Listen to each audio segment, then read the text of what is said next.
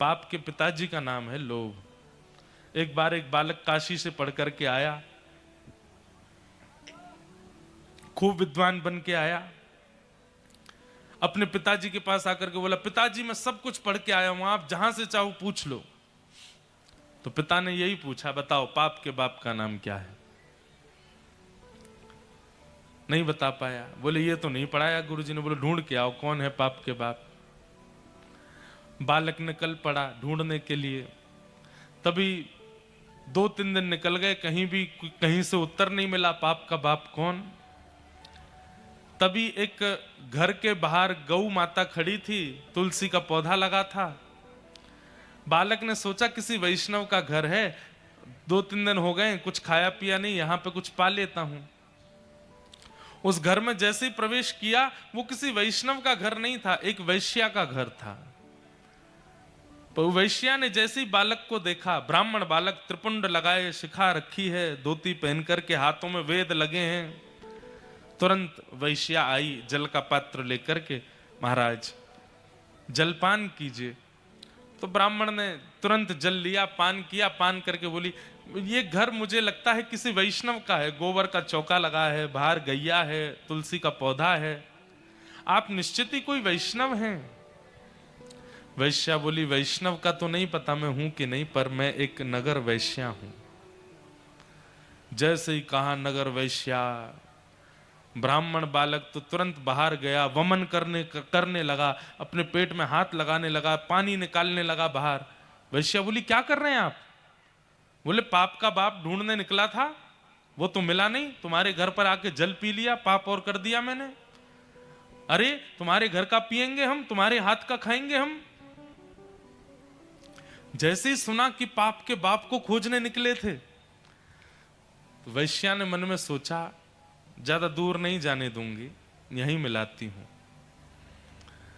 अब भगवान जल पी ही लिया है आपने, पाप तो हो ही गया आपसे, अब तो आपको जाना पड़ेगा, नदी स्नान करनी पड़ेगी, जनेऊ बदलनी पड़ेगी, पंचगव्य पान करना पड़ेगा, तभी आप शुद्ध होगे। ब्राह्मण बोले, और नहीं तो ये सब करना पड़ेगा तभी शुद्ध होऊंगा मैं। तो जब पाप हो ही गया है तो थोड़ा और कर लीजिए। बोले मतलब? बोले पानी पिया है, प्रसाद भी पा लीजिए मेरे घर का, एक साथ कर लीजिएगा प्रायश्चित उसका। आजकल का व्यक्ति होता तो कर भी लेता। वो आजकल के लोग ऐसे ही विचार करते हैं, हमको करना तो है ही, गंगा जी नहाना तो है, ये पाप और कर चलो। हरिद्वार तो जा ही रहे हैं, तो क्यों ना किसी के संग छल और कर लो, कल तो डुबकी लगानी ही है। इतनी विचारधारा वाले लोग भी होते हैं संसार में। ब्राह्मण बालक तो लाल वर्ण का हो गया उसका चेहरा, तुम कह कैसे सकती हो मुझसे, मैं तुम्हारे घर का भोजन करूंगा। वैश्या बोली, कितने दिन हो गए आपको घर से निकले? बोले 3 दिन हो गए। कुछ पाया? बोले नहीं पाया। अब पाप का बाप पता नहीं कल मिले, परसों मिले, कब मिलेगा, कब तक भूखे रहोगे आप, कुछ पा लीजिए। मैं कहीं और पालूंगा, तेरे घर का नहीं पाऊंगा। इतने दिन से आप अकेले घूम रहे हैं, आपके पास धन भी नहीं होगा, मेरे घर अगर आप प्रसाद पाएंगे तो मैं दक्षिणा में 5 सोने की मोहर आपको प्रदान करूंगी, और फिर बाद में प्रायश्चित तो आप कर ही लोगे, कम से कम 4-5 दिन के लिए कुछ हो तो जाएगा आप पे व्यवस्था। 5 सोने की मोहर। बालक ने कहा, 5 सोने की मोहर ठीक है, मैं पा तो लूंगा, लेकिन मैं अपने हाथ से बनाऊंगा, तुम्हारे हाथ से बना हुआ नहीं पाऊंगा। हाँ ठीक है, मैं सीधा सामान दे देती हूं, आप बना लेना। आटा दाल चावल सब रख दिया, गोबर का चौका लगा दिया, बोले आप बना लीजिए। बालक, ब्राह्मण बालक जैसे ही बैठा बनाने के लिए, वैश्या आई, आकर के बोली, मुझे बहुत कष्ट हो रहा है, मैं देख नहीं पा रही हूं, आप मेरे सामने बैठ के अपने हाथ से बना रहे हैं, मैं 5 की जगह 10 सोने की मोहर दक्षिणा में दे दूंगी, मुझे बनाने दीजिए ना, ये अवसर मुझे कब मिलेगा? ठीक है तुम बना लो, लेकिन गंगा जल में बनाना। ठीक है, प्रसाद बनाया, बना करके थाली में परोस दिया। ब्राह्मण जैसे ही पाने के लिए बैठे, वैश्या ने कहा, आपकी आज्ञा हो तो एक कवल मैं अपने हाथ से तोड़ के खिलाऊं आपको, अपने हाथ से। अब मुझ पर तो भूले भटके ही कृपा होगी आपकी, जानबूझ के तो आप मेरे घर आओगे नहीं। अब आ ही गए हो तो इतना भी मुझे सौभाग्य दे दो, एक ब्राह्मण को मैं अपने हाथ से खिलाऊं।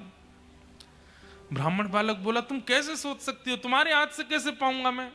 अब मेरे घर का पानी नहीं पी सकते, भोजन नहीं कर सकते, मेरे हाथ का बना नहीं खा सकते, ये सब तो हो ही गया, तो मेरे हाथ से भी खा लो। ब्राह्मण बोले, बिल्कुल नहीं, 15 सोने की मोहर दूंगी दक्षिणा में, मेरे हाथ से पालो।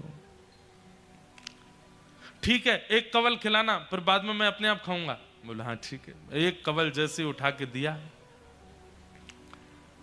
वैश्या ने कवल मुख में दे करके और एक हाथ घुमा करके दिया गाल पर, ताम्रवर्ण हो गया। क्या करती हो? बोले, पाप के बाप से मिलवा रही हूं आपको। पाप का बाप कैसे? आप मेरे घर का पानी पीते हैं? नहीं पीते। क्यों पिया? बोले, वो तो मैंने अनजाने में पिया। अनजाने में पिया तो फिर मेरे घर का भोजन क्यों किया?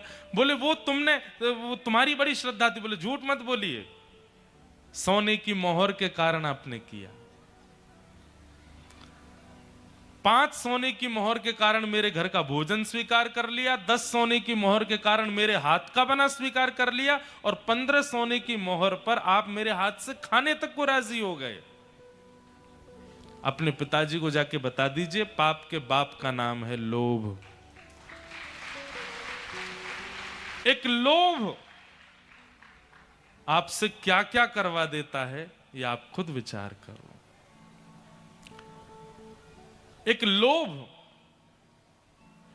सत्य बता रहे हैं बंधुओं हम आपको, लोभ के वशीभूत, लोभ के फलस्वरूप ही व्यक्ति जब अपना जीवन जीने लग जाता है, उस व्यक्ति से पाप बनेगा ही बनेगा। आप सागर क्यों जा रहे हैं? अगर कोई लोभ है उसके पीछे, आप पाप भी करोगे। सागर क्यों जा रहे हैं? बोले, कथा सुननी है और कोई लोभ नहीं है, कथा सुनानी है और कोई लोभ नहीं है, वार्ता करनी है और कोई लोभ नहीं है। लोभ विहीन होकर के जब क्रिया करोगे, पाप से भी बचोगे। लेकिन आपकी क्रिया के पीछे एक लोभ है। आपने विवाह भी लोभ के चक्कर में किया, आपने मित्रता भी लोभ के चक्कर में की, किसी के साथ संबंध भी लोभ के चक्कर में बनाया। किसी भी रूप में लोभ विद्यमान है, और लोभ का मतलब कारण। आपका स्वार्थ लाग करहि सब प्रीति, सुर नर मुनि जन की यह रीति। एक स्वार्थ यदि आपका उसके पीछे, स्वार्थ ही लोभ है, तो आपसे पाप बनेगा। बिना कारण, अकारण। लोभ रहित होकर के जब क्रिया होती है, तब वह पाप विमुक्त करती है। अगर लोभ युक्त होकर के हो, अब लोग गिरिराज जी की परिक्रमा लगाने जाते हैं, 22 किलोमीटर की परिक्रमा लगाते हुए लोगों से पूछो, भैया काय को आए हो परिक्रमा लगाने? अब बेटा की नौकरी नहीं लग रही, या हमारे लगाने आए हैं। लोभ। दूध क्यों चढ़ा रहे हैं शंकर जी पे? वो नहीं हो रहा है इसलिए चढ़ा रहे हैं। लोभ। और फिर लोभ तो स्वयं करते हैं, ठाकुर जी को लोभ और दे देते हैं, अगर मेरा ये काम बन गया तो मैं आपके लिए ये करवा दूंगा। ठाकुर जी कहते हैं, वारे लोभी, स्वयं भी लोभ करके आया और मुझे और लोभ दे के जा रहा है कि मेरा ही काम करवा दो तो मैं आपका ये कर दूंगा, आपके लिए सोने का छत्र चढ़ा दूंगा, आपका मंदिर का द्वार बनवा दूंगा। लोभ पाप का बाप है, उससे बचिए। ब्राह्मण ने तुरंत वैश्या के चरण पकड़े, मां मुझे क्षमा कर दो, मैंने केवल आपकी बात सुनकर के आपके आचरण पर और आपके चरित्र पर मैंने कुदृष्टि रखी, पर आप तो मेरी गुरु हो। आपने जो विद्यालय में 5 साल में नहीं सीख पाया मैं, वो आपने 15 मिनट में मुझे बता दिया। पाप का बाप कौन? लोभ। लोभ नहीं करना है। ठाकुर जी जब जीवन में आएंगे तो लोभ जाएगा, लोभ निकलेगा। नंद बाबा का लोभ जा चुका है, अटारी पे खड़े है करके लुटा रहे हैं महाराज, भर भर के लुटा रहे हैं नंद बाबा। हाथी दीने, घोड़ा दीने, और दीनी पालकी, बालकन को लाडू पेड़ा, बूढ़ेन को लापसी, कड़े दीने, छड़े दीने, दीनी मुक्ता माल की, सबको प्रदान कर रहे हैं। 6 दिन के ठाकुर जी भय, तभी पूतना नाम की राक्षसी आई, और पूतना रूप बदल करके आई। जैसी है वैसी नहीं आई है, अपने रूप को परिवर्तित करके आई है। जैसी पूतना का आगमन हुआ, कहते इतनी सुंदर बन के आई थी, इतनी सुंदर बन के आई थी कि वहां सब में चर्चा होने लगी। भैया नंद जी के लाला को देख के तो ऐसा लगे परमात्मा आयो होगो, और आज हमारी बात सिद्ध है गई। क्यों? ये जो आई का है, यह देख करके ऐसा लग रहा है कि लक्ष्मी ही दर्शन करवे जा रही है, इतनी सुंदर। उसका रूप राक्षसी का है, परंतु बन के सुंदर जा रही है। बंधु, हमारी एक बात मानिएगा, ठाकुर जी के सन्मुख रूप परिवर्तित करके मत जाओ। रूप परिवर्तित मतलब श्रृंगार से नहीं है हमारा मतलब। हृदय जैसा है, विचार जैसे हैं, व्यवहार जैसा है, भाव जैसा है, वैसे जाओ। मैं अगर मंदिर में जाता हूं और मुझे ये याद रहे कि मैं महाराज जी हूं, ठाकुर जी के लिए मैं पूतना हूं, अरे आऊं महाराज जी बन के आयो है। मैं मंदिर में जाऊं, मुझे याद रहे मैं मंत्री हूं, मैं ये हूं, मैं वो हूं, मेरी ये पदवी है, तो ठाकुर जी के लिए हम पूतना ही हैं। वहां तो तुम जो हो वैसे जाओ। मुझे मेरे अवगुण पता है, मेरे अंदर कौन कौन से अवगुण हैं, उन अवगुणों को चित्त में धारण करके मैं ठाकुर जी के सन्मुख जाऊं। हे नाथ, कौन ठाकुर जी के आगे अपनी सूक्ष्म से सूक्ष्म दुर्विचार, दुर्भावना, दुर्व्यवहार और दूषितता को स्वीकार करो कि हम ऐसे हैं। आप सब जानते हो, मुझे स्वीकार करो नाथ। जब हम अपने अवगुण ठाकुर जी के सन्मुख भी छुपाने लगते हैं, तब ठाकुर जी को हमारे प्रति पूतना का भाव आता है। पूतना है, पूतना ने क्या किया? है तो कुरूपणी, है तो राक्षसी, लेकिन बन करके गई है परम सुंदरी। जैसे ही पूतना पहुंची, पूतना के आते ही सब ब्रजवासी उसके रूप को देखने लगे, कितनी सुंदर, कितनी सुंदर, कितनी सुंदर। अरे नंदरानी यशोदा जी ने भी एक बार भी पूछा नहीं, जैसे ही देखा सुंदर रूप, यशोदा मैया बोले, अरे सुंदरी कहां ते आई हो, बड़े दिनों बाद दिखी, पहली बार दिखी हो। पूतना को देख करके यशोदा मैया ने भी सहज भाव में लाला को उनकी गोद में दे दिया। हम मानवों का स्वभाव है कि हम रूप और वस्त्र देख करके बहुत जल्दी विश्वास करते हैं। एक बात बहुत ध्यान से सुनिएगा, संसारी व्यक्ति और आध्यात्मिक व्यक्ति में एक और बहुत बड़ा डिफरेंस है। क्या? संसारी व्यक्ति रूप और वर्ण पर विश्वास बहुत जल्दी कर लेता है। रूप है और वर्ण है, वस्त्र हैं, तो फिर नाम क्या है, गोत्र क्या है, कौन से गांव के हैं, ये सब बाद की बात है। विश्वास सहज पहले हो जाता है। और आध्यात्मिक व्यक्ति का यह गुण है कि वो वर्ण और रूप को नहीं महत्वता देता है। आप चाहे कितने भी रूपवान हो, कितने भी गुणवान हो, कितने भी बढ़िया वस्त्र पहने हैं, वो आपसे बैठ के 4 बातें जब तक नहीं कर लेगा तब तक आप पर भरोसा नहीं कर सकता। यह आध्यात्मिक व्यक्ति का लक्षण। संतों के पास बड़े बड़े सेलिब्रिटीज जाते हैं, बड़े बड़े लोग जाते हैं, पर उनके अंदर समत्व ही रहता है। वो विचलित नहीं हो जाते मेरी आपकी तरह किसी बड़े पदवी के व्यक्ति को देख करके। क्यों?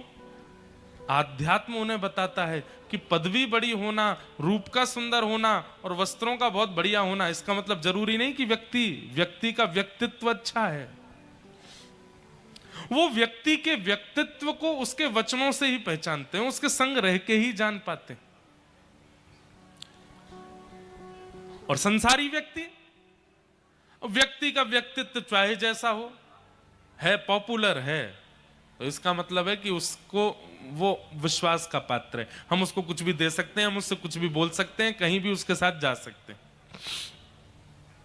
और यही मात खाते हैं हम लोग। जितने भी यहां पर अविवाहित बैठे हैं, लड़का और लड़कियां, सबसे हमारी प्रार्थना, रूप देख करके विवाह मत कीजिएगा, प्रभाव देख करके विवाह मत कीजिएगा, स्वभाव देखिएगा। प्रभाव के साथ कुछ दिन जिया जा सकता है, पर स्वभाव के साथ अंतिम श्वास तक रहा जा सकता है। हम प्रभाव देखते हैं और प्रभाव बहुत लंबे समय तक अच्छा नहीं लगता। कुछ दिन बाद प्रभावशाली व्यक्ति का गुण घटने लगता है, पर स्वभावशाली व्यक्ति वो तो अंतिम श्वास तक अच्छा लगता है।